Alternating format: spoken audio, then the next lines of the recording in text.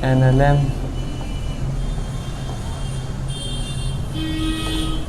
And friction. Chapter 2 part में रहेगा, Newton law of motion and friction. पहले पढ़ेंगे एनएलएम। सबसे पहले बात आती है इनर्शिया की। इनर्शिया क्या होता है?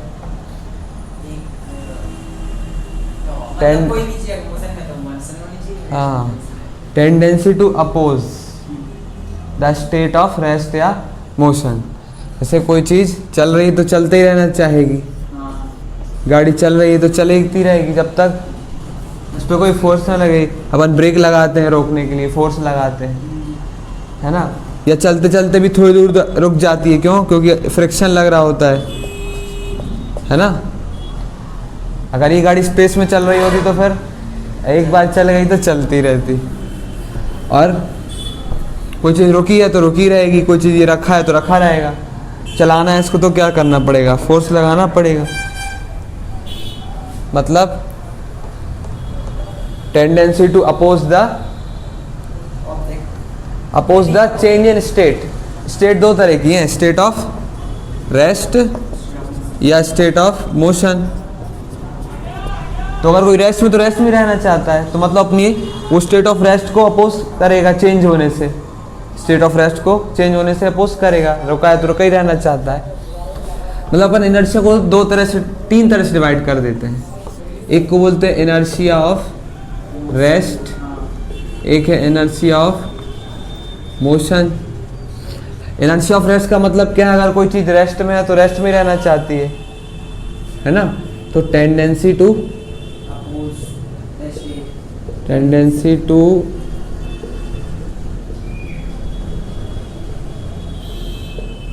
अपोज द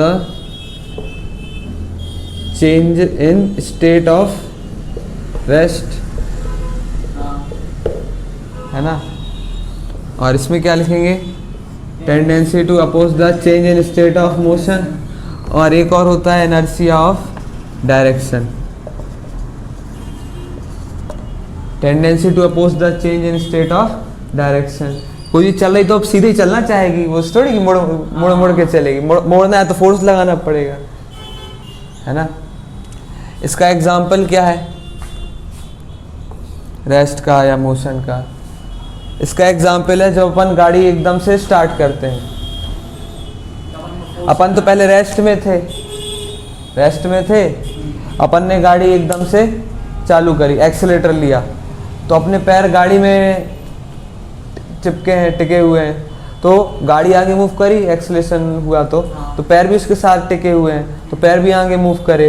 लेकिन जो बॉडी का ऊपर पार्ट है वो तो रेस्ट में रहना चाहता है, तो पैर आगे हो जाते हैं, अपन पीछे हो जाते हैं, है ना। और इनर्शिया ऑफ मोशन का एग्जांपल, जब चलती हुई गाड़ी में ब्रेक लगा देते हैं तो अपनी बॉडी आगे चल रही थी, ब्रेक लगाया तो गाड़ी रुकी और पैर उसके साथ चिपके थे तो वो भी रुक गए। लेकिन ये डायरेक्ट कांटेक्ट में नहीं था गाड़ी के, तो ये चाहेगा चलते ही रहे तो आगे हो गए। हाँ, ठीक है। और भी एग्जाम्पल रहते हैं, जैसे कि एक कांच की गिलास है, एक्सपेरिमेंट किया होगा कभी। इसमें ऊपर एक सिक्का रख दिया, बहुत अच्छी जल्दी से खींचा इसको, ये सिक्का नीचे। ये किसका एग्जाम्पल है? रेस्ट का। सिक्का यही था तो यही रहना चाहता है रेस्ट में। ये पतला मोशन में आ गया, उसको उससे मतलब नहीं है, वो चुपचाप नीचे गिर गया। स्लो खींचते हैं तो फिर स्लो में नहीं होता, क्योंकि फ्रिक्शन भी रहता है ना, तो उससे साथ चिपका रह जाता है, आगे आ जाता है। पढ़ेंगे बाद में। और एक एग्जाम्पल है, जैसे कि ये पेड़ है, पेड़ में कुछ आम लटके हैं, अपन ने पेड़ हिलाया तो आम गिर गए। ये किसका एग्जाम्पल है? पूछते हैं इनर्शिया रेस्ट का। क्यों? क्योंकि ये अपना, चलो ये आम लटका है तो अपन ने इसको हिलाया, इस पेड़ को हिलाया, टहनी हिल गई। हाँ, टहनी अपनी जगह से हिल गई, आगे पीछे हुई, लेकिन आम वही रहना चाहता है, तो टहनी अलग, आम वही, तो अलग हो गया उससे। समझ रहे? सेम बात उसके लिए भी है। जब अपन कोई ब्लैंकेट को झटकारते हैं धूल झड़ जाती है, क्यों? Inertia of rest. धूल उसमें ब्लैंकेट में चिपकी थी, वो रेस्ट में थी, अपन ने ब्लैंकेट को लाया तो ये मोशन में आ गई, ये रेस्ट में ही रहना चाहता, मतलब ये वही रहना चाहता है, ये अपनी जगह से हिल जाएगा, धूल वहाँ से हट गई, मतलब है ना। बहुत से एग्जाम्पल है। और इनर्शिया ऑफ डायरेक्शन का जब भी देखा होगा, अपन एकदम से गाड़ी मोड़ते हैं या बस में बैठे हैं मोड़ती है तो अपन ऐसे हो जाते हैं, या इस तरह मोड़ते हैं ऐसे हो जाते हैं क्यों? क्योंकि वो अपनी टेंडेंसी थी ना कि मतलब ऐसे सीधी डायरेक्शन। देखो ये गाड़ी थी, अपन ऐसे खड़े हैं बैठे हैं जो भी, अगर गाड़ी ऐसे मोड़ देते हैं तो आदमी ऐसे मोड़ते हैं कि ऐसे, हाँ ऐसे हो जाते हैं। क्यों? क्योंकि देखो गाड़ी अब ऐसे जा रही है, ऐसे जा रही है ना गाड़ी तो, लेकिन अपन ऐसे थोड़ी जाना चाहते, अपन तो कहाँ जाना चाहते, सीधे ही, मतलब अपन देखो ऐसे आ गए ना इसके रिस्पेक्ट में, ऐसे हो जाते हैं, तो अपन सीधे ही चलना चाहते हैं, गाड़ी भरे मुड़ गई उधर गाड़ी। ठीक है, तो ये वो एग्जाम्पल हो गए। तो यहीं से आ गया है अपना एक law, inertia, law of inertia. इसको फर्स्ट लॉ ऑफ न्यूटन भी कह देते हैं, फर्स्ट लॉ ऑफ न्यूटन या फिर लॉ ऑफ इनर्शिया, वही बात है, कोई अलग नहीं है। If an object is at rest it will remain at rest, motion में तो मोशन में रहेगा, है ना, कब तक, जब तक उस पर कोई फोर्स ना लगाए। अच्छा एक बात और, हाँ मोशन में तो मोशन में रहेगा, और कैसे मोशन में रहेगा, स्ट्रेट लाइन मोशन में, है ना, डायरेक्शन भी बदलना चाहता वो, लिख लोगे, ये तो बहुत आसान है, बचपन से पढ़ते आए हैं। ठीक है, 10th में तो नहीं, हाँ ठीक है, कुछ खास नहीं है। फिर बात आती है मोमेंटम की। मोमेंटम का फॉर्मूला होता है, ठीक है, मोमेंटम को पी से नोट करते हैं, पी वेक्टर, छोटा पी एक्चुअल में, ठीक है, और ये होता है product of mass and velocity. ठीक है, ये तो उसका वो हुआ ना फॉर्मूला टाइप। मोमेंटम बताता क्या है? Rate of change of velocity with respect to acceleration होता है। मोमेंटम बताता है, मोमेंटम है क्या आखिरकार, the measure of effect of impact, measure of effect of impact. ठीक है, मतलब अगर किसी चीज़ का इम्पैक्ट होगा, या कह लो इम्पैक्ट मतलब टक्कर समझो, यहाँ पे अगर आपकी किसी से टक्कर हो गई तो उसका क्या इफेक्ट पड़ेगा, उसका मेजरमेंट है मोमेंटम। ठीक है, जैसे गाड़ी का टक्कर हो गई, जैसे कि हाँ मान लो एक ट्रक है भिड़ गया तुमसे, गए काम से, क्योंकि उसका बहुत ज़्यादा इफेक्ट पड़ेगा, है ना, उस इम्पैक्ट का बहुत ज़्यादा इफेक्ट है, और बहुत ज़्यादा इफेक्ट है, वो कितना इफेक्ट है वही मेज़र करते हैं किससे, मोमेंटम से।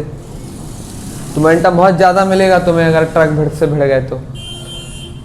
ठीक है, अच्छा एक छोटी सी एक ये पेन का ढक्कन मार दें हम तुम्हें ऐसे, कोई इफेक्ट ज़्यादा पड़ेगा नहीं, लेकिन अगर इसी को हम तोप में भर के मारें बहुत इफेक्ट पड़ेगा। मतलब मास भी मायने रखता है और साथ ही साथ वेलोसिटी। या चलो ट्रक खड़ा ही रहता तो भी कोई इफेक्ट नहीं पड़ता, सोचो ट्रक भले भारी है लेकिन अगर खड़ा रहता ज़्यादा कुछ नहीं होगा तुम्हें। मतलब मास भी मायने रखता है और साथ साथ वेलोसिटी भी, इसलिए अपन बोल रहे हैं कि product of mass and velocity, है ना। ठीक है, तो अगर वेलोसिटी ज़्यादा है तो भी इम्पैक्ट ज़्यादा पड़ेगा, इम्पैक्ट का इफेक्ट ज़्यादा पड़ेगा, और मास ज़्यादा है तो भी इम्पैक्ट ज़्यादा पड़ेगा, इफेक्ट ऑफ इम्पैक्ट ज़्यादा होगा। हाँ, तो वो कितना इम्पैक्ट होगा m/v करने से वो मिल जाएगा तुम्हें, है ना। इम्पैक्ट मतलब टक्कर होना। हाँ, इम्पैक्ट का इफेक्ट कितना, वो डिपेंड दोनों पे करेगा, मास पे भी। अब ये अगर स्लो आ रहा है तो कम इफेक्ट है, यही तेज आ रहा होता तो ज़्यादा इफेक्ट है। ठीक है, तो मास भी मायने रख रहा है, वेलोसिटी भी, इसलिए उसका फॉर्मूला बन गया मास इनटू वेलोसिटी। और ये वेक्टर क्वांटिटी है, इसकी डायरेक्शन क्या होगी, जहाँ पे वेलोसिटी की डायरेक्शन होगी हाँ, यूनिट क्या होगी इसकी, केजी मीटर पर सेकेंड। डायमेंशन निकाल लेंगे ml/t-1, है ना, कुछ नहीं है ये सब। चलो अच्छा, मान लो कोई एक ऑब्जेक्ट है 2 किलो का, ये जा रहा है 20 मीटर पर सेकेंड से ईस्ट में, तो इसका मोमेंटम कितना हुआ, 40 आई कैप, है ना, ठीक है। तो इसका मोमेंटम जो है अब यही रहेगा, हम इसका मोमेंटम बदलना है तो क्या कर सकते हैं, हम इसको वेलोसिटी चेंज कर दो। अब वो कैसे करोगे, फ्रिक्शन लगाओगे या खींच लोगे तो तेज हो जाएगा, या मद्दा कुछ तो करोगे, मतलब फोर्स तो लगाना ही पड़ेगा, है ना। मान लो हमने इसको खींच दिया तो 20 की हो गई 40 हो गई स्पीड, तो अब मोमेंटम कितना आ गया, अब मोमेंटम 80 आ गया। मोमेंटम चेंज हुआ, कब हुआ चेंज, जब अपन ने बाहर से फोर्स लगाया, अपने आप कुछ नहीं होगा, है ना। बोलो, अगर ये चल रहा है तो चलते रहेगा, न्यूटन का फर्स्ट लॉ। लेकिन अगर अपन ने फोर्स लगाया तो मोमेंटम चेंज होगा। मतलब ऐसा भी कह सकते मोमेंटम चेंज हुआ है अगर किसी का, मतलब उस पर फोर्स लगा है, तो यही सेकंड लॉ आ गया अपना, force is equal to rate of change of momentum. Second law आ गया यहीं से।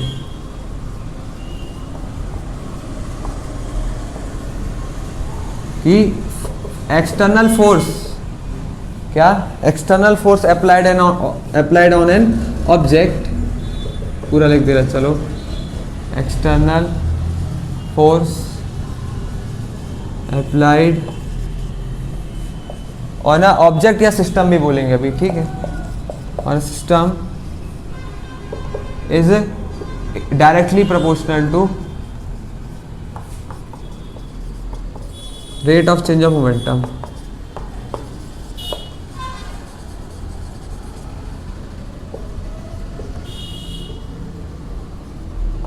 ठीक है, मतलब किसी भी सिस्टम का, है ना, मोमेंटम का change with respect to time जो होगा वही क्या होगा, फोर्स होगा। जैसे कि ये अपना चला जा रहा था 2 किलो का 20 से, तो इसका मोमेंटम था, इनिशियल मोमेंटम 40। अब हमने इसको फोर्स लगाया तो क्या हुआ, अब ये 2 किलो का कितने से जाएगा, मान लो 40 से, तो अब मोमेंटम कितना हो गया, 80।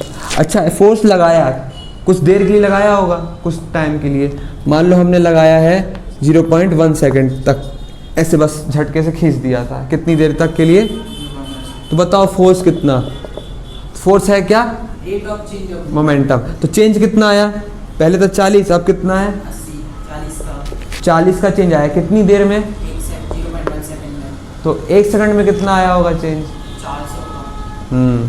मतलब फोर्स लगा होगा 400। ठीक है, एक्चुअल में कहानी ये है, force is directly proportional to rate of change of momentum, मतलब dp/dt।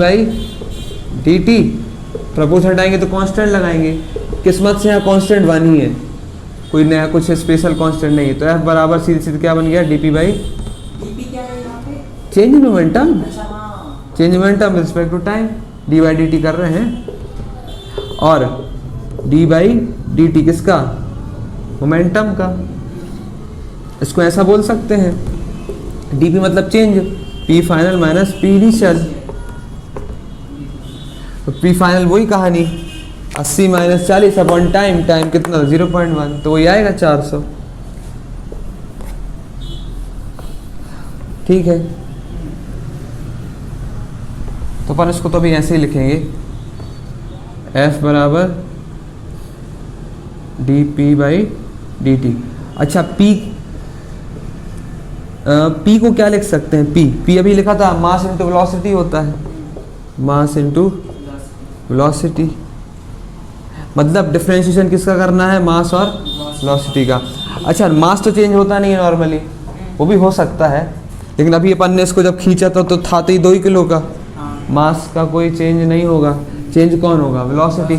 मास कांस्टेंट मतलब इसको बाहर निकाल सकते हैं, तो m बाहर बचा dv/dt, और dv/dt तो कुछ होता है एक्सेलरेशन, तो यहाँ से f बराबर f वेक्टर क्या किसके बराबर आ गया, लेकिन ये कब होता है? जब मास कांस्टेंट हो। असली फॉर्मूला फोर्स का यही चलेगा, F बराबर dp by dt, rate of change of momentum. समझ आ रहा है? कांस्टेंट यहाँ बनी है, लेकिन F बराबर m कब चलेगा? जब मास कांस्टेंट हो, नहीं तो नहीं चलेगा। ठीक है। अगर मास ही वेरिएबल होता तब ये नहीं लिख पाते। तब क्या लिख पाते? तो सोचो, if mass is not very. अब ये ऐसा होगा u इंटू वी टाइप हो गया। तो first function into differentiation of second plus second function dm by dt, फिर ये बनेगा फोर्स, है ना। If mass is not constant, ये कब चलेगा? If mass is constant. ठीक है, आती है बात समझ में?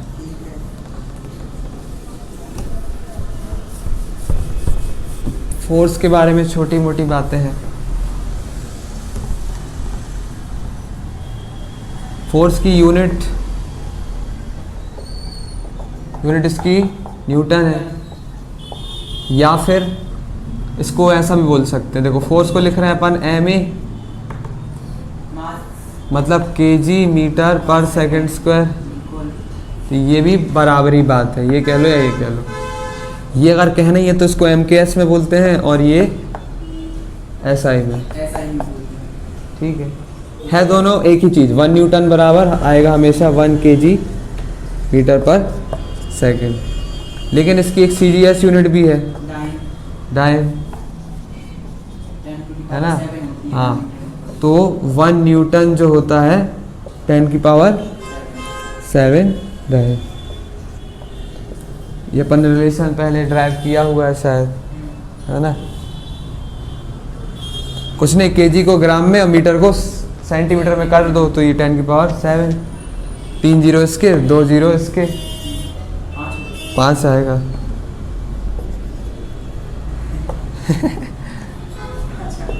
वो एनर्जी के लिए आता था, आर्ग का है। ठीक है। अच्छा, फोर्स क्या है? वेक्टर है ना, मतलब उसका मैग्नीट्यूड भी है, डायरेक्शन भी है ना। कितना लगा रहे, कहाँ लगा रहे, मायने रखता है। एक चीज़ और मायने रखता है, जो कि आगे ज़्यादा काम में आएगा, पॉइंट ऑफ एप्लीकेशन।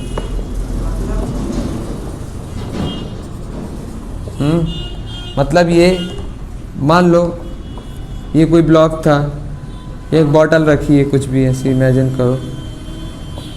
मान लो हमने क्या किया, यहाँ से फोर्स ऐसे लगाया, ऐसे कि आगे चलेगा।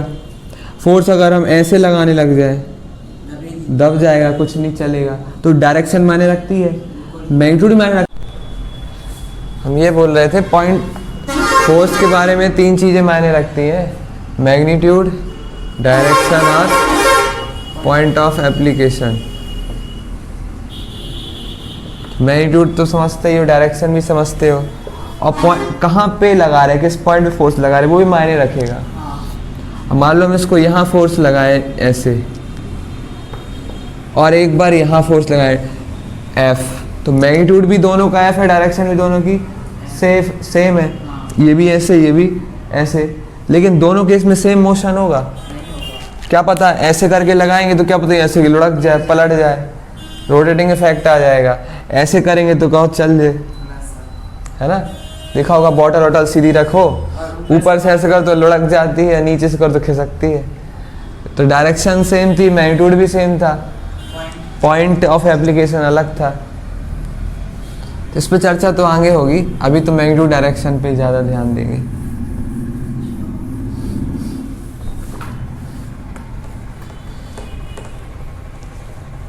तो सेकंड लॉ के हिसाब से फोर्स की डेफिनेशन क्या है? Force is the rate of change of external force on object is equal to rate of change of momentum.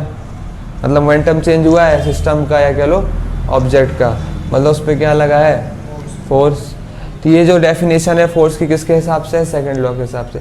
First law क्या कहता था, अच्छा कि कोई रुका है तो रुका रहेगा, चल रहा है तो चलता रहेगा जब तक चल रहा है। और कैसे चलता रहेगा, सीधे चलता रहेगा, तब कब तक, जब तक फोर्स ना लगाए। तो यहाँ से फोर्स को कैसे डिफाइन करोगे, मतलब फोर्स क्या कर सकता है, स्टेट चेंज कर सकता है, मोशन वाले को रेस्ट में ला सकता है, रेस्ट वाले को मोशन में ला सकता है, सीधे चलते को टेढ़ा कर सकता है, तेज को स्लो कर सकता है, स्लो को तेज कर सकता है। तो फर्स्ट लॉ के हिसाब से फोर्स की डेफिनेशन क्या होती है, फोर्स इज अ पुश और पुल, बचपन वाली डेफिनेशन है वो। फोर्स इज अ पुश और पुल which can change the state of system, है ना। सिस्टम की स्टेट को चेंज कर सकता है, वही मतलब चलते को दौड़ाएगा, दौड़े को रोक देगा, स्लो कर देगा, मोड़ देगा, कुछ भी कर सकता है फोर्स लगा के। और सेकंड लॉ के हिसाब से फोर्स की डेफिनेशन क्या रहेगी, force is change rate of change of momentum, ठीक है। अच्छा, मान लो हमने बोला एक ऑब्जेक्ट है 2 किलो का, चला जा रहा था 10 मीटर पर सेकंड से, तो उसका मोमेंटम कितना है 20 kg मीटर पर। अब ये ऐसे जा रहा था, अब मान लो अभी ये ऐसे जा रहा है, थोड़ी दूर ऐसे गया फिर मुड़ गया, वही 10 से ही चल रहा लेकिन 2 किलो का, तो क्या कहोगे मोमेंटम चेंज हुआ नहीं हुआ, नहीं हुआ। मोमेंटम क्या होता है, mass into velocity, velocity vector नहीं है, डायरेक्शन मायने रखते हैं। मोमेंटम चेंज हुआ ना। जैसे हम पूछें आपसे, हमने क्या किया, ये ज़मीन है अपनी, एक बॉल ली 2 किलो की ले लो, ऐसे आई टकराई और फिर ऐसे चली गई 2 किलो की बॉल। आ कितने से रही थी, चलो 10 से आने दो, 10 मीटर पर सेकंड, यहाँ नॉर्मल बना दें समझने के लिए। ये जो आई है चलो 30 डिग्री पे आई, ठीक है, और फिर टकरा के ऐसे गई, ये भी चलो 30 से ही गई, कितने से गई 30 से ही। और जब आ रही थी 10 से और टकरा के गई थी, थोड़ी कम हो गई स्पीड, 8 हो गई, स्लो हो जाती ना एक बार, तो ऐसा हो गया। नहीं फिर ये 8 से नहीं जाएगी है, एक काम करो 30 से आई,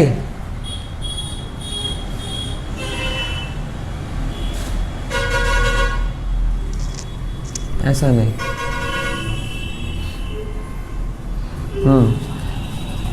10 से आई, 10 से एक बॉल आई टकराई और ऐसे गई, कितने से गई 8 से, और आई और गई, इन दोनों के बीच एंगल है 60, पूरा एंगल 60 है। तो आपको बताना है मोमेंटम कितना चेंज हुआ, फाइंड चेंज इन मोमेंटम।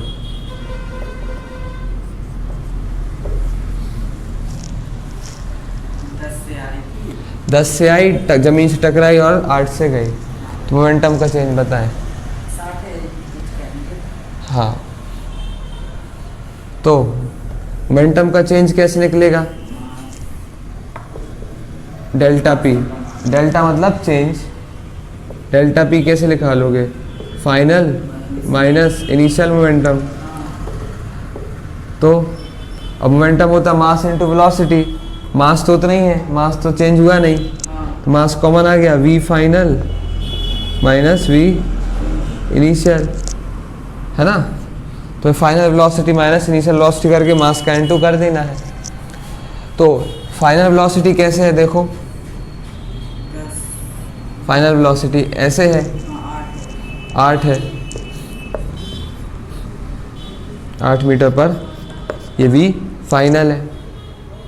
और v इनिशियल कैसा है, v इनिशियल ऐसा था, कितने का 10 का, हाँ, या कह लो ऐसा है, बात वही है। तो ये है फाइनल वेलोसिटी और ये है इनिशियल वेलोसिटी। ये वाला एंगल कितना होगा? अच्छा नहीं 60 नहीं होगा। 60 तो ये था ना फाइनल, और ऐसे में टोटल 180 है। यहाँ से अगर इसको आगे खींच रहे हैं ना अपन, नहीं आ रही बात? अगर 8 से परपेंडिकुलर बनाओगे और तो ये वाला एंगल 30 निकल आएगा BI से। अरे ये कहाँ से 30? यहाँ ही आएगा। हम क्या बोल रहे ये हैं? तो 120 है। ये वाला? हाँ उसके अच्छा। नीचे आओगे 10। ये 60 है। ये इसी इनिशियल वेलोसिटी को थोड़ा आगे खींच दे अगर हम, तो ये वाला एंगल कितना है? 120। ये पूरा 120।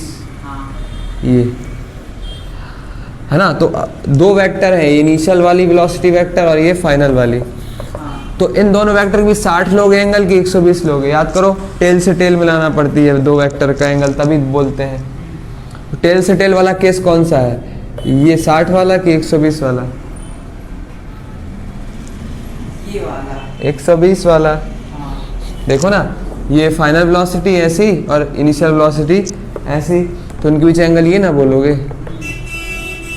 ये तो कैसा है? वो एक इस साइड हाँ, वैसे जा रहा है। इसमें मतलब ऐसा हो रहा है, एक हेड और एक टेल। इसमें पैरेललोग्राम वाला लगेगा। ट्राइंगल लॉ लगेगा। पैरेललोग्राम। ट्राइंगल, हाँ, ट्राइंगल में लगता था वैसा। तो एंगल लेकिन दो वेक्टर बीच कौन सा होता था? दोनों की टेल से टेल मिलना चाहिए। तो क्या मानोगे, 60 की 120? 120। अब दो वेक्टर माइनस करते थे, उसका फॉर्मूला क्या था रिजल्टेंट का? a square plus B square minus 2ab cos theta. यही था कि नहीं फॉर्मूला? लगा दो। तो कोई भी ले लो, दो वेक्टर है ना, मैग्नीट्यूड ही तो लेना है। 8 और 10 तो 64 प्लस 100 माइनस 2 इंटू, हाँ 160 प्लस का 4 लिख लो उसको। और कॉस 120, कॉस 120 cos 120 माइनस 1/2 हाँ। कॉस 90 प्लस 30 तो साइन 30 माइनस साइन 30 हाँ माइनस का माइनस 1/2, तो ये माइनस माइनस प्लस 1/2। ये आ गया अपना आंसर 164 प्लस 80। अरे यही तो हो गया 164। 164 क्या होगा? यहाँ सही है। ये कितना आ गया? 244। तो ये क्या आ गया? डेल्टा पी का magnitude, change in momentum. Direction क्या होगी? अच्छा अपन को निकालना क्या? डेल्टा पी, जो कि ये फाइनल माइनस इनिशियल, मतलब फाइनल वाला और माइनस इनिशियल वाला। तो फाइनल वाला क्या है? ये है, और इनिशियल ही है, तो माइनस इनिशियल कैसे बनेगा? ऐसे बनेगा। और इन दोनों का रिजल्टेंट ऐसे कहीं आएगा पैरेललोग्राम लॉ से अगर देखेंगे। तो ये है इसका चेंज इन मोमेंटम का डायरेक्शन, ऐसे कुछ। ठीक है। तो वो थीटा वगैरह बताना पड़ेगा।